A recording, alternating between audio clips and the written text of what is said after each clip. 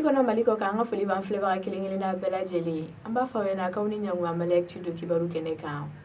amolo dina ka fo femi G5 sahels o jamana ko ni ayira ka fo rubina yelema do ka barake bulula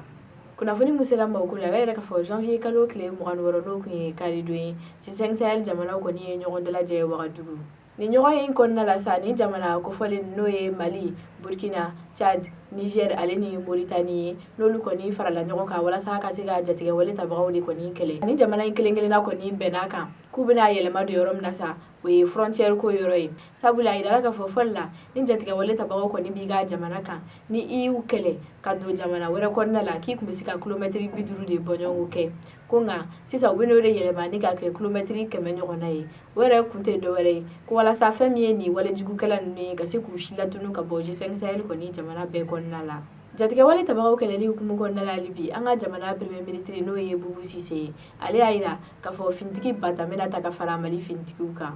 kuni kuma ni yere ko ni fora aga ga utaga de senfe ukama asele ansongo marala ani ye gaw ko ni nyogon kuma nyoya ukuma nyoya ni ko ni ko na la aya ira ka fo fintiki bata mena fara mali fintiki uka kuni fintiki ni yere ko ni tali kunte dowere ko femi mali dewnye anu bolo few ka siga olula kana jamana yere ko ni fam bela otamene ko gabu kuna funi wala mambolo kala sawma we ka fo janvier kalo kle mo an saba femi ye kana yati kila mo we ko ni barabla seben bla koni mo ko fole nun ka ni seben ko na la ya ira ka fo luka barabla bata février kalo kle tan wolo vla ni kata ku che février kalo kle tan ko non ton ko wa barabla in kunte dowere ko luni jamana nyamo ye bengam ke samba fla an tan wolo vla ku mawde ko ni bo asra fe benkan ko na la sa ka ira no ka fo femi prime de garde ko do kan afara ukan ani dogotoro so musaka dok nga fara ufana kan ko wa fami congé ukun kan go fana soro ona nyogona chama ko nga jamana nyamo ma ni shi de bo asrafe o kama ko lu ko ni melata ni kle sababara blaina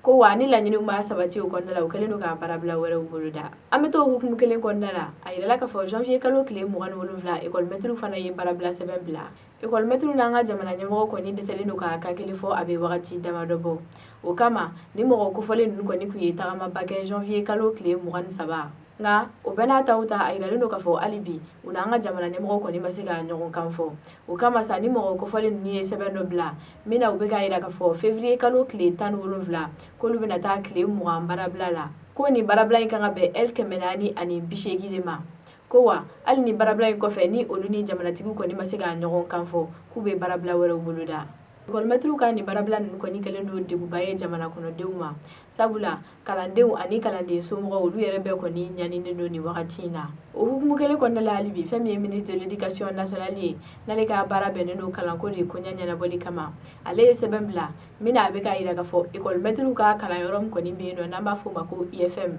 ko kalandeu yere ko ni ka nyogon kala o ko imira ge chugumna ko kalande kala mo mun ko ni be classe flana na oluka classe fola mo kala ko mun be classe sabana na oluka flana mo kala ko wa classe sabana mo yere ko ni ka nyogon de la je wala saka hakil na fali woni nyogon che ambal mawu asara ka kuna funi mun de la je ka be bi araba do ma wori ku yini awni chaka kulo majala aw kambe anyogon na were ma